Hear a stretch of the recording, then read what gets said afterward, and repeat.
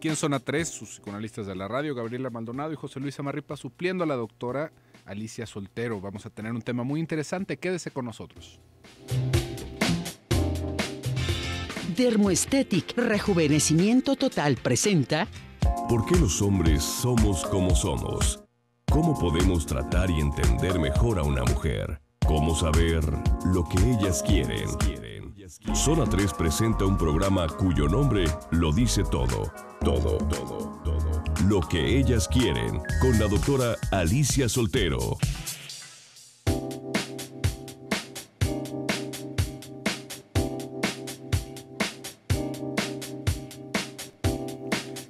¿Qué tal? ¿Cómo está? Tenga muy buen día. Son las 11:05 y está escuchando el 95.1 de FM. Zona 3. Estamos sus psicoanalistas de la radio, Gabriela Maldonado y José Luis Amarripa, tras los micrófonos en esta mañana fría. Gabriela, sí, ¿qué tal? ¿Cómo estás? Que tiene unos días ya bastante extraños, Ya, ¿no? yo ya digo que ya rompimos el mundo, ¿no? Ya este frío que esté nevando aquí en Jalisco, ¿cada cuándo neva por acá? ¿No? Es una cosa horrorosa, pero bueno, pues aproveche para tomarse unas fotos. Pueden ser las últimas, ¿no? Es cierto. Esperemos que no, esperemos que sea simplemente un frente frío que se pasó de frío. El día de hoy, que estamos supliendo a la doctora Alicia Soltero, vamos a estar hablando de un tema que nos compete, que son las enfermedades mentales.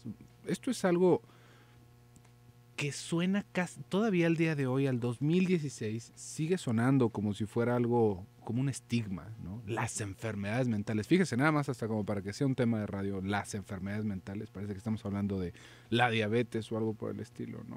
O la presión alta.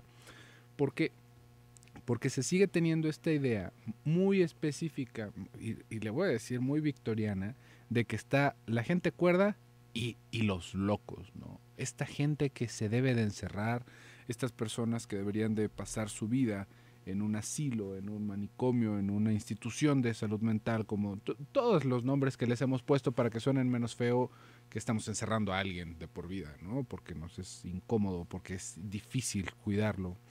Y esto es justamente lo que va manteniendo el estigma, porque no alcanzamos a entender, digamos, como la magnitud de lo que puede ser una enfermedad mental. Para nosotros, si no estamos, digamos, informados al respecto, es o una cosa o la otra, ¿no? O se está bien o se está mal.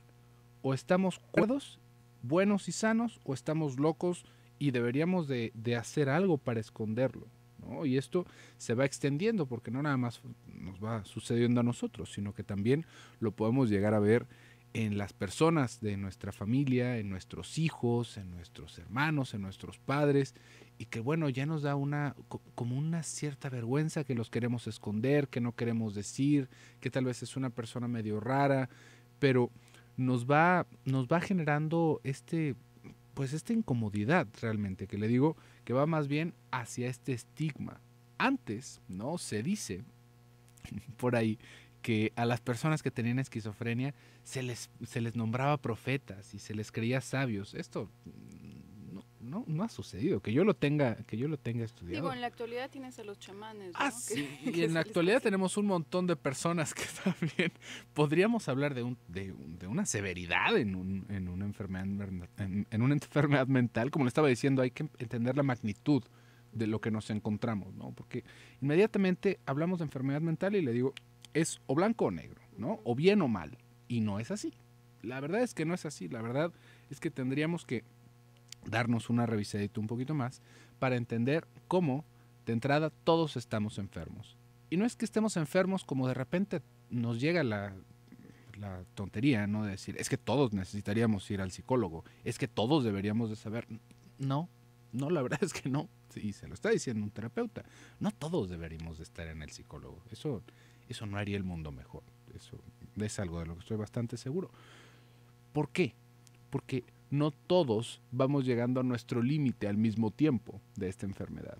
Si empezamos con esta idea, ¿no? De que todos estamos enfermos, ¿de qué estamos enfermos? ¿Realmente de qué nos podemos enfermar? Uno podría decir, bueno, pues tal vez del estrés, tal vez estamos enfermos por las cosas que pasamos cuando éramos pequeños, pero lo primero que nos enferma es la cultura, ¿no? Y nos enferma de una buena manera. Esto es una cosa rara de decir, pero nos va enfermando ¿en qué sentido? En que cuando nosotros estamos inmersos en la cultura, tenemos que postergar nuestros placeres, tenemos que neurotizarnos para poder entrar en este mundo.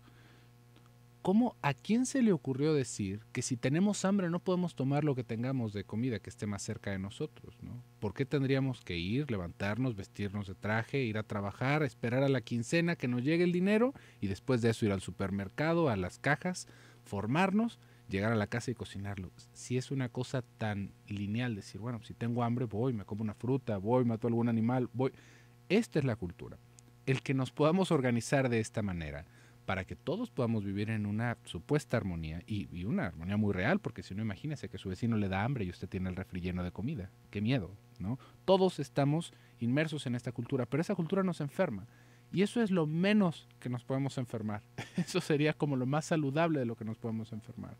Pero esto se va acrecentando, esto se va haciendo más y más y más complejo y nos hace que nuestra cabeza dé vueltas y nudos y se haga un tejido que literalmente nos puede separar de la realidad, justamente por este tipo de educación. Y ahí es en donde ya va entrando qué tan severo podríamos llamar este tipo de enfermedades mentales, ¿no? Cuando ya una enfermedad mental no tiene que ver solamente con la angustia o con ciertos niveles de ansiedad, sino más bien con una desconexión con la realidad, y entonces ahí ya estamos hablando de algo muy distinto. Sí, y la cuestión creo, antes que nada, sería pensar cómo se puede enfermar uno mentalmente, ¿no? ¿Por qué se puede enfermar uno mentalmente? Ya teniendo previamente entendido que la estructura social sobre la que estamos parados es una estructura artificial, no es algo que nos venga en la genética. Si tú tienes lenguaje, si tú usas ropa, si caminas totalmente erguido, ya fuiste afectado por la neurosis social, que es esta neurosis benigna, digamos, que nos permite poder convivir, ser unos animales tan peculiares y tan peculiares que incluso nos sentimos que no somos animales, ¿no? Que está el reino animal y luego nosotros somos parte del reino animal realmente, pero nos sentimos tan diferentes y nos vemos tan diferentes precisamente porque no nos guiamos con las reglas de la naturaleza. De hecho, hacemos muchas cosas muy absurdas en función a las normas de la naturaleza, en pro de esta neurosis social, para tener esta estructura que hemos creado. Entonces, si partimos desde el hecho de que la estructura en donde estamos parados es una estructura artificial, es una estructura en donde nosotros decidimos qué es loable y qué no es loable, decidimos un lenguaje y nos ponemos de acuerdo con todos los demás que esa es la forma de hablar, de comportarnos, etcétera, etcétera, etcétera.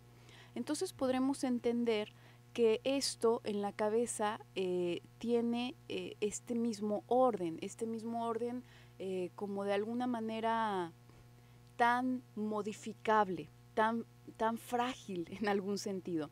Porque muchas personas han buscado y además se han publicado, ¿no? Artículos que hablan de que ya se encontró el gen de la esquizofrenia o el gen del alcoholismo. Y realmente son pues publicaciones de alguna manera amarillistas, porque lo que pasó en realidad es que quizás se hizo un estudio en el cual se encontró una correlación, pero yo puedo decirte que encuentro una correlación entre el hecho de que ahorita si tú sales a la calle todas las personas tienen abrigo y hace frío. Entonces yo puedo sacar una publicación que dice es que cuando las personas se ponen abrigo hace frío, se incrementa el frío, y lo tengo comprobado porque fíjate la correlación, ¿no? Sería absurdo que tú me dijeras que no, y evidentemente que estoy equivocada, ¿no? Entonces los estudios estadísticos no son tan de fiar como nos gusta pensar, porque nos gusta pensar en porcentajes, nos gusta pensar en estadísticas y eso nos hace sentir que vamos a la segura, ¿no? Si en lugar de ir con el médico fuéramos con el estadista, nos podría decir, oye, ¿de qué estoy enfermo? 50% del corazón, 50% de los intestinos. Tírale. Sí. Qué bien. Haz tu apuesta, ¿no? No, realmente estos estudios estadísticos que lamentablemente pueden hacer sentir a las personas mucha seguridad, pues lo único que hablan es de una correlación, no significa nada concluyente. Lamentablemente después se suelen extraer y publicar como si se tratase de algo ya totalmente concluyente, ¿no? Entonces se ha estado buscando esto como algo que venga en la carne. Realmente no viene en la carne por sí misma, no es que una persona está mentalmente programada para en determinado momento de su vida desarrollar una enfermedad mental. Lo que ocurre es que esta estructura, como nosotros la creamos, por ejemplo, alguien te enseñó el lenguaje, tú no naces programado para que en determinado momento empieces a hablar. Si nadie te habla, nunca en tu vida, nunca vas a aprender a hablar. Entonces, si esto tan importante, tan fundamental, se trata de algo que te van a transmitir y te lo transmiten mal, entonces eso va a ser un problema, porque te pueden enseñar mal a hablar. Lo mismo pasa con la cabeza y de ahí surgen las enfermedades. Vamos a ir a un pequeño corte y regresamos.